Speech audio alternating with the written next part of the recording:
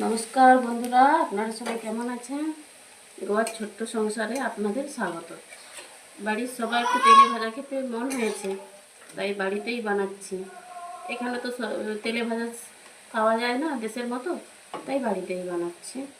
এখানে যে তেলে ভাজা পাওয়া যায় সেগুলো পেরে আমাদের বাঙালিদের বিশেষ করে পছন্দ নয়, তাই বাড়িতেই বানাচ্ছি। কেমন হয়েছে কমেন্টে জানাবেন। এই বেগুনি ভেজেছি আর এই যে একটু পেঁয়াজি বানাচ্ছি।